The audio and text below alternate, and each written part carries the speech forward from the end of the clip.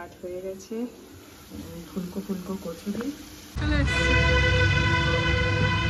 একটা ডট দাঁতে এসেছে কিন্তু সেটার জন্য ব্যথা নয়, মানে ঝোল একদম আলু দিয়ে।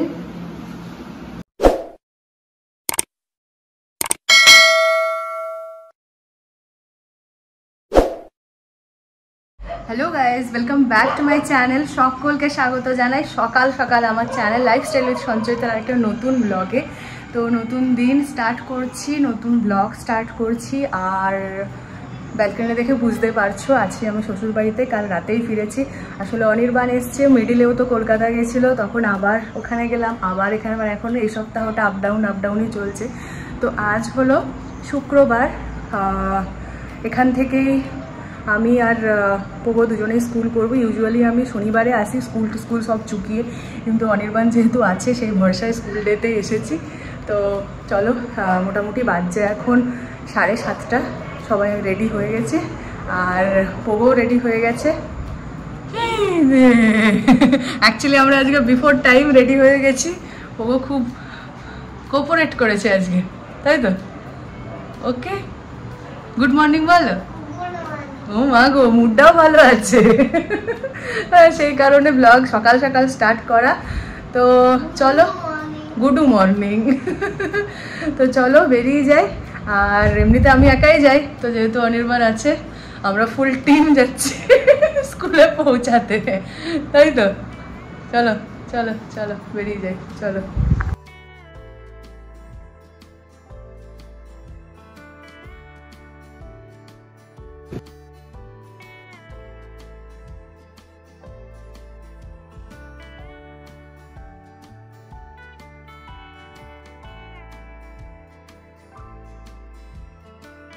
তো পবুকে ছেড়ে বাড়ি আসার সময় চপ আছে, গরম গরম জিলিপি নিয়ে এসেছি।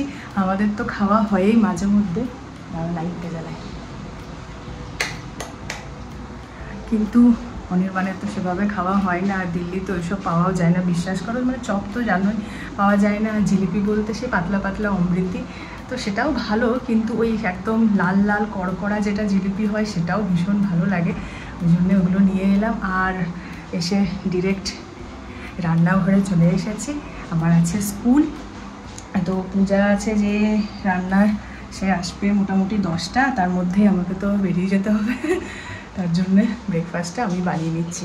তো পবুকে টিফিনে দিয়েছিলাম ওই ছোটো ছোটো লুচি সস দিয়ে, সেটা দিয়ে একসঙ্গে লুচির আটা মেখেছি, একটু বানাচ্ছি কচুরি আর তার সাথে ছোলার ডাল।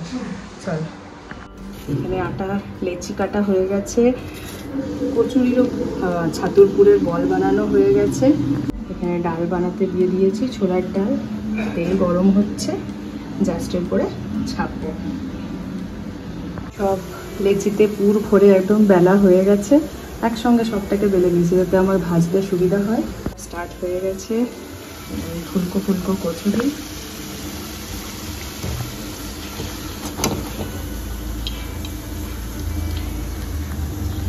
ছুটবো, খেলবো, হাসবো, সবাইকে ভালোবাসবো, গুরুজনদের মানবো, লিখবো, পড়বো, জানবো, জীবে দয়া দানবো, সত্য কথা বলবো, সত্য পথে চলবো, হাতে জিনিস গড়বো, শক্ত শরীর গড়বো, দলের হয়ে লড়বো, গায়ে খেটে বাঁচবো, আনন্দেতে নাচবো, আনন্দেতে নাচবো। হচ্ছে হবে। আজকে প্রথম দিন, এখন বাকি আছে 15ই আগস্ট।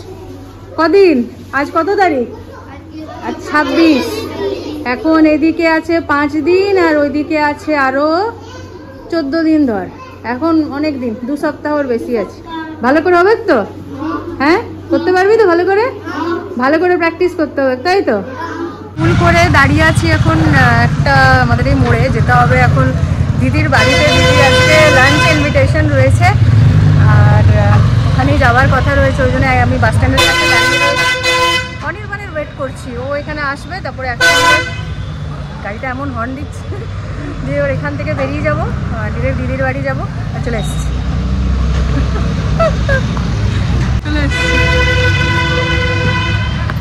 এখনো অব্দি ওয়েট করছি। অনির্বাণ এখানে শ্যাম্পু নিতে ঢুকেছে আর পোগোকে আজকে মানে মায়ের কাছে না রেখে দিদির কাছে রেখেছি। পোগো মানে মা নেই, মা গেছে মামা বাড়ি, ওই জন্য দিদির কাছে রেখেছি। আর আমরা ডিরেক্ট দিদির কাছে যাচ্ছি, ওখানে লাঞ্চ করবো সবাই মিলে। ওয়েট করছি, অনেকটাই লেট হয়ে গেছে আজকে। চলো, আকাশ একদম ঘেপে বৃষ্টি এসছে, জাস্ট আমরা ঢুকলাম আর তারপরেই। ভালোই হয়েছে বাবা। পৌঁছে গেছি দিদির বাড়ি, আর এসে দেখছি পোগো একদম খেয়ে দিয়ে নিশ্চিন্তে ঘুম দিচ্ছে। এদিক থেকে আমি একদম নিশ্চিন্ত থাকি, দিদির কাছে খুব ভালো থাকে। আর পরে নিয়েছি আমি একটা দিদির কুর্তি। কি হয় বলো তো, দেখো মেঘ ডাকছে, আমরা ঠিক সময় ঢুকেছি আর বৃষ্টিটা এসেছে। আগেকার দিনে কী হতো, মানে এখনও হয়, মা কাকিমারা কী করে, মা যখন মামা বাড়ি যায় বা মাসির বাড়ি যায়, মানে যেখানেই বাইরে কোথাও যায়, নিজের শাড়ি বাড়ি থাকুক, কিন্তু কী হয়, এখান থেকে একটা কটনের পাতলা শাড়ি মা কাকিমা মানে মামিমা ওরা দেয় মাকে পরতে, এটা পরে পরবে নিজের বার করে। তো সেই রকম আমিও একটা দিদির কুর্তিকে বার করে পরা হয়েছে, নিজের এনেছি, বাট রইল সেটা। দাদা কি সুন্দর, মানে দিদির ঘরটা, রুমটা এখন একদম নতুন ঝকঝক করছে, দেখে আমার এত সুন্দর লাগছে না। তারও তোমাদের একটা খুব সুন্দর জিনিস দেখায়, কি সুন্দর ওয়াল ডেকোরটা লাগিয়েছে। দিদির কাছ থেকে শুনলাম এটা অ্যামাজন থেকেই নেওয়া, দারুণ হয়েছে, দারুণ। এই ওয়ালটার জন্য যেন এটা তৈরি করা হয়েছে, একদম পারফেক্ট। আর তার সাথে নতুন পেন্ট হয়েছে, বার্নিশ টার্নিশ সব হয়েছে নতুন করে, ওই জন্য আরও ঝকঝক করছে পুরো রুমটা। লাইট টাইট একটু কমানো আছে, ঘুমাচ্ছে পোগো। তো চলো এবার একটু পেট পূজাটা করা যাক, প্রচণ্ড খিদে পেয়ে গেছে, অনেকটা টাইমও হয়ে গেছে। যদিও বা অনির্বাণের জন্য ঠিকই আছে, ও ছুটির দিনে এরকম সময়ই খাবার খাবে। চলো, বিশাল রান্নাবান্নার আয়োজন করা হয়েছে, আর ঘরে ঢুকেই গন্ধ গন্ধ গন্ধ, মানে সিঁড়ি থেকেই পাওয়া গেছে সব একসঙ্গে। অনেক কিছু রয়েছে মেনুতে, লাল লাল ঝাল ঝাল এখানে মাংসর ঝোল, মানে মাটনের ঝোল, আর তার সঙ্গেও আরও রয়েছে সব কিছু একদম যেগুলো পছন্দ। চলো দেখাই। তো এই রইল আজকের মেনু, পুরো কমপ্লিট প্লেট বলতে গেলে। নুন লেবু থেকে শুরু করে গুগলি মাংসের তরকারি রয়েছে, সাথে রয়েছে ওলের ঝাল, যেটা খুবই পছন্দের একটা ডিশ। তার সঙ্গে রয়েছে বেগুন ভাজা আর খসলা ভাজা। খসলা ভাজা তোমরা কতটা জানো জানি না, বাট আমাদের পুরুলিয়া বাঁকুড়া সাইডে বেশ জনপ্রিয়। আর রয়েছে লাল লাল ঝাল ঝাল মটনের ঝোল আলু দিয়ে। তো এই হলো মেনু, আর তার সঙ্গে অবশ্যই রয়েছে আমড়ার চাটনি, আর মাটন থাকলে সাথে তো বাসন্তী পোলাওটা লাগবেই, তাই সেটাও রয়েছে। অনির্বাণ খেতেও বসে গেছে, অনেকক্ষণ ওয়েট করা হয়েছে সবাই মিলে, আমরা যেহেতু দেরি করে আসলাম সেইটার জন্য। তো যাই হোক, একে একে সবারকার খাওয়ার পর্বটা চুকে গেলে বসে গেছি খেতে। ভাত দিয়ে তরকারি দিয়ে খাওয়া হওয়ার পর পোলাও আর মাটন, তারপর তো এখানে অনেকক্ষণ ধরে আমাদের জটলা বসেছিল, ওই জন্য ব্লগ স্টার্ট করতে আবার কন্টিনিউ করতে ভুলে গেছি। একে একে জটলা ভেঙেছে, বৃষ্টিটা থেমেছে, পোগো বিস্কুটের প্যাকেট নিয়ে বসেছে, আর দিদিও উঠে গেল চাটা করতে, সন্ধে হয়েছে সন্ধে দিতে, সব জোজো চলে গেল টিউশন। আমাদের জটলা আপাতত ভাঙলো।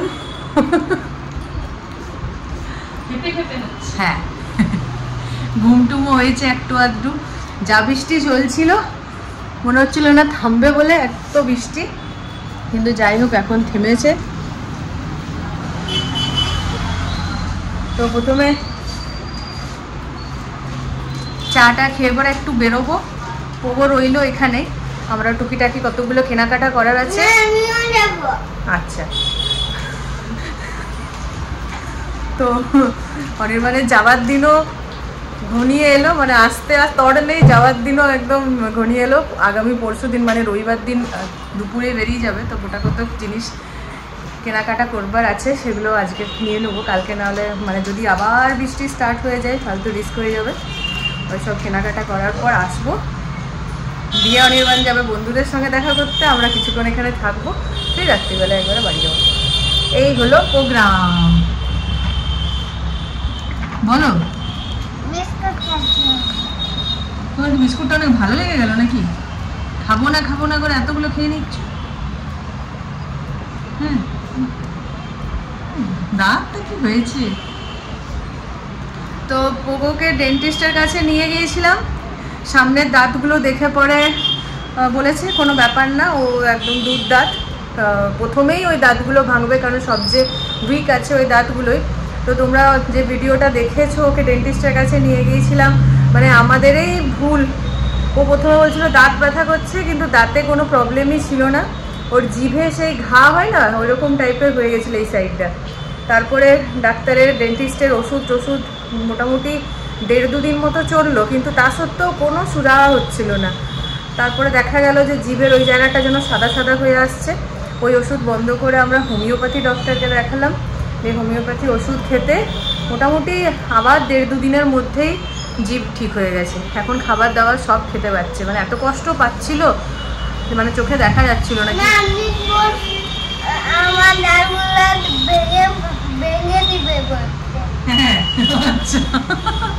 তো যাই হোক, দাঁতটা নিয়ে যে টেনশনটা ছিল সেটা নয়। বাবারই এত ছোট বাচ্চার যদি ক্যাভিটি হয়, একটা ডট দাঁতে এসেছে, কিন্তু সেটার জন্য ব্যথা নয়। মানে পোগো ভুল মানে বুঝতে পারেনি বাচ্চা, আর আমরাও বুঝতে পারিনি কি করে বলবো দাঁত ব্যথা করছে।